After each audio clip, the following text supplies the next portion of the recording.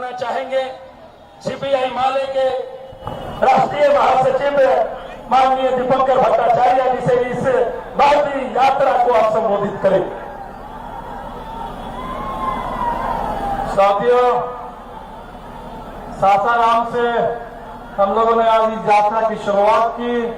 राहुल जी, तेजस्वी जी, मुकेश जी, हमारे महागठबंधन के अन्य तमाम नेता और वहां खड़गे साहब भी आए थे और लालू जी भी आए थे इस पूरी यात्रा के शुभारंभ करने के लिए।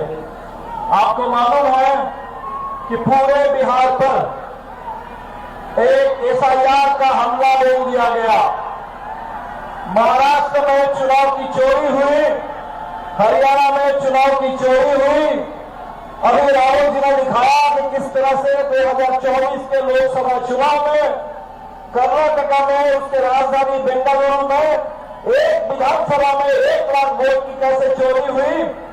लेकिन बिहार में जो अभी साजिश चल रही है, ये सिर्फ वोट चोरी नहीं, पूरे बिहार में दिन दहाड़े डाका डालने की साजिश चल रही है। और आपने देखा कि 65 लाख लोगों का नाम बाहर कर दिया गया। चुनाव आयोग ने कहा कि 22 लाख लोग मर चुके हैं, जबकि जब सुप्रीम कोर्ट में सुनवाई हुई, बिहार के लोग पहुंचे सुप्रीम कोर्ट में।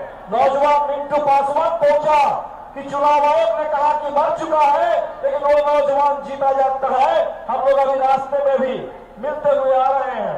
चिनारी विधानसभा के कम से कम 80 मतदाता अभी मिले। आदिवासी ओराव जन समुदाय के लोग थे, अन्य तमाम पिछड़ी जाति के लोग थे। और लोगों ने कहा कि 2024 तक जो लोग वोट दे रहे थे, अभी इस एसआईआर ने उनका नाम काट दिया है, उनको मृत घोषित कर दिया है, उनको बिहार से बाहर रहने वाला घोषित कर दिया है।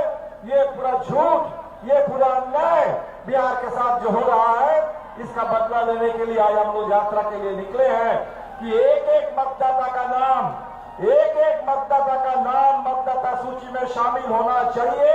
बिहार के मतदाताओं के साथ, बिहार के नौजवानों के साथ, बिहार की महिलाओं के साथ, बिहार के प्रवासी मजदूरों के साथ ये वोट चोरी की साजिश हमें बिल्कुल मंजूर नहीं है और ये वोट चोरी नहीं चलेगी। वोट चोरी को लेकर जो चुनाव आयोग के ऊपर से सीनाजोरी है, ये सीनाजोरी भी नहीं चलेगी और हमें एक एक वोट की गारंटी करनी है। साथियों, आपसे अपील करेंगे कि अभी चलेगा, एसआईआर चल रहा है, अभी बहुत सारे लोगों से डॉक्यूमेंट मांगे जाएंगे और हम लोगों ने कहा कि लोगों के पास जो डॉक्यूमेंट है वो डॉक्यूमेंट हो।